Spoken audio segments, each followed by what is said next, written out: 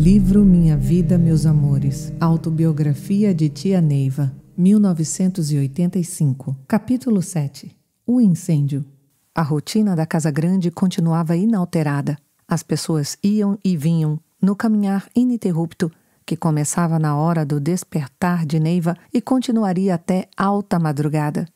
Eram cerca de 9 horas da noite e Neiva se recostara um pouco numa cadeira de balanço. Sua velha enfermidade de pulmão não lhe dava tréguas, e há muito ela superava as coisas que a medicina podia lhe oferecer. Ela existia ainda pela tenacidade de espartana e pelo amor à sua missão. Assim mesmo, o povo ocupava os inúmeros lugares do 7º e Nestor conversava com os mestres. A maioria do povo era de médiuns da corrente. Ela abriu os olhos e Nestor sentou-se aos seus pés, ansioso para continuar a história. Sim, meu filho Jaguar, estou me lembrando agora de uma cena semelhante a essa que aconteceu ainda no começo da minha missão. Eu acabava de chegar de uma viagem profissional e estava muito cansada e me deitara um pouco.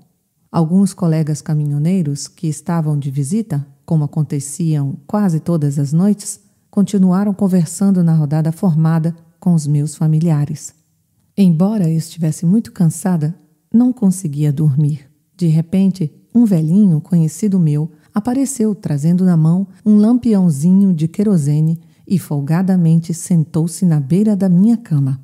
Acomodou-se e começou a falar sem parar. A maioria das coisas que eu ouvia era logo esquecida. Notei apenas que ele agradecia, em nome de Deus, tudo o que eu havia feito por ele. Eu me lembrava dele do tempo da colônia de Séries, quando eu havia lhe proporcionado muita paciência e carinho. Ele era um esmoler habitual e dizia que pedia esmola como missão. Ouvi então quando disse que eu devia trabalhar muito. E eu sorri pensando, ele está caduco. Mais do que eu trabalho? Logo em seguida, porém, me lembrei que ele já tinha morrido e, por ocasião de sua morte, se descobriu que tinha até casa de aluguel. Era um espírito de luz. Fiquei toda arrepiada e saí correndo da cama. O encontro realmente me abalara, mas compreendi que tudo estava acontecendo conforme mãe Yara previra. Sabe, Nestor, a nossa vida de hoje traz muitas recordações de meus primeiros tempos. Outro dia eu estava conversando com o Pedro Isídio, o mestre adjunto do ministro Muiatã. Conversávamos com animação. Você sabe, não é, Nestor, como esses jovens me trouxeram tantas realizações. Falávamos sobre seus componentes quando entraram algumas pessoas carregando uma jovem desmaiada. Era realmente um quadro triste e Pedro imediatamente se dispôs a atendê-la, procurando poupar-me do trabalho. Isso fez com que eu me lembrasse do meu primeiro desdobramento, 24 anos antes, e para que eu estava servindo. Hoje tudo estava ali, na segurança dos mestres. Vejo como se fosse hoje a minha primeira viagem de desdobramento. Naquela tarde eu estava preocupada com meu caderno de contas.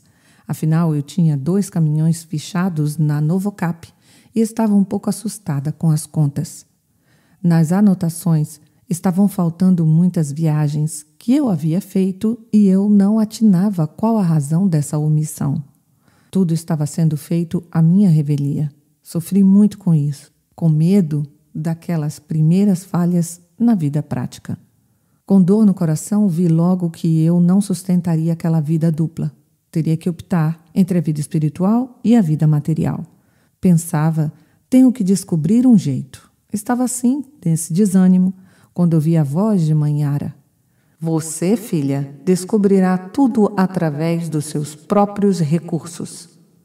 Deitei-me no mesmo sofá onde estava examinando as contas, totalmente consciente, sentindo, porém, as vibrações aumentarem e diminuírem.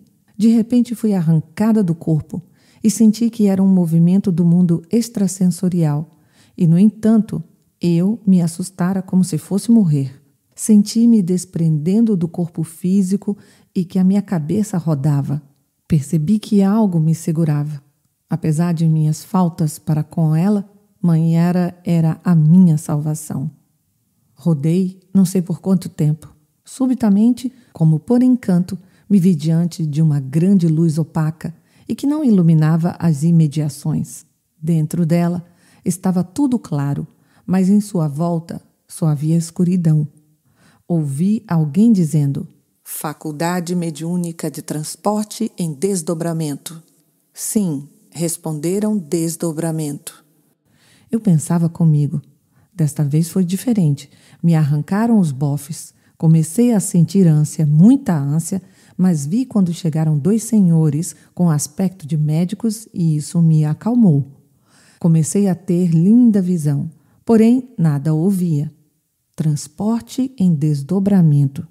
Comecei a me acalmar e percebi árvores que caminhavam. E meio assustada, me voltei para a mãe Yara, apontando para as árvores. Ela colocou a mão na minha testa e disse: "Não tem árvores. Olhe." E realmente não tinha árvores. Fiz outras perguntas e ela me respondia sempre. Comecei a pensar e percebi que ela me ouvia pela expressão do meu pensamento. E a partir daí continuei fazendo assim com todos os que me encontrava. Ouvi e era ouvida. Senti que era a primeira experiência e não estava sendo tão fácil conforme ouvi comentarem. E assim tive minha grande e nova experiência. Mais ou menos naqueles dias, digo naqueles dias porque eu ainda permanecia com aquelas sensações daquele transporte de desdobramento. Eram 5 horas da manhã, quando o pai João de Enoque veio me avisar para que eu não fosse trabalhar. Dei o meu carro ao delay e fiquei em casa. Mais tarde, pai João me disse para comer um pouco no almoço e nada à tarde, dizendo: "Você terá um lindo trabalho a fazer." Mais tarde, incorporando no meu aparelho, deu instruções à mãe Neném para que eu me deitasse e ela formasse um pequeno grupo de pessoas mais íntimas. Quando chegou 7 horas da noite, comecei a sentir as mesmas sensações da vez anterior, de transporte em desdobramento, e o procedimento foi o mesmo. Mas, em vez de me achar num lugar como anteriormente, me vi numa espécie de veículo que senti ser uma nave etérica. Em seguida, me vi num lugar especial da nave, deitada em pé. Sim, porque a cama era como que presa nas minhas costas. Nisto, ouvi uma voz com autoridade de comando: "19 horas, não podemos evitar o incêndio do hotel." No meu corpo, meu aparelho vocal repetia as mesmas palavras e mãe Neném anotava. Outra voz dizia: "Às 21 horas haverá um grande incêndio." Como? Iremos esperar? Porque já são 19h30. Eu não tenho condições de descrever as sensações que eu sentia e pensava comigo mesma. Será que tudo isso é verdade? Uma chama enorme surgiu de repente, interrompendo meus pensamentos. Mas tanto meus pensamentos como as coisas que eu estava cogitando eram verbalizadas pela minha fala do corpo, de forma que as pessoas que se achavam em torno de meu corpo a tudo acompanhavam. As chamas agora eram imensas. Eu me senti mal e daria tudo para não estar envolvida em tão terríveis irrealidades. Mas, independente de eu querer, ali estava, naquele imenso aparelho. De repente, notei algo diferente. Mais ou menos a uns 2 metros de onde me achava, vi um homem deitado. Sua barba era cerrada e o que mais me assombrou foi a constatação de que o seu corpo era pesado. Não como o meu, era um homem de carne e osso. Nisso, ouvi a voz de um dos comandantes dizendo: "Esse é o porteiro do hotel. Vão sentir falta dele." Senti a nave se movimentar e parar em seguida em cima do imenso conjunto de casas. Eu estava deitada, bem junto a uma enorme janela e dava para ver tudo muito bem. Fora dela que eu vira o incêndio. E do mesmo lugar dava para ver e ouvir tudo que se passava dentro da nave. E eu sabia também que tanto eu como o porteiro do hotel incendiado estávamos em missão para evitar uma terrível epidemia. Não sei como voltei, só sei que me vi sentada na cama e todos me olhavam com os olhos arregalados. Senti vontade de fazer um desafio e fui logo dizendo que tudo não passara de tolice dos espíritos. Foi só dizer isso e pai João veio como um raio, mandando-me respeitar o ambiente, pois poderia perder a voz. Nisso alguém aumentou o volume do rádio que estava ouvindo e se ouviu claramente a notícia extraordinária. De São Paulo estavam informando que estava havendo um enorme incêndio em um hotel muito alto, mas que, por um estranho fenômeno, todos os hóspedes tinham sido salvos, exceto o porteiro que se achava desaparecido. Até aquela hora não tinham achado seu cadáver, mas todos afirmavam claramente tê-lo visto antes do incêndio. Depois, nos dias subsequentes, o noticiário afirmou: o porteiro desaparecera. Olhei ao meu redor. Todos liam as anotações no caderno de mãe Neném. Pensava, como será? Darão falta do porteiro? Para onde irão levá-lo? Para algum outro planeta? De repente me lembrei dos meus filhos. Oh, meu Deus, meus filhinhos, sem mãe, sem pai.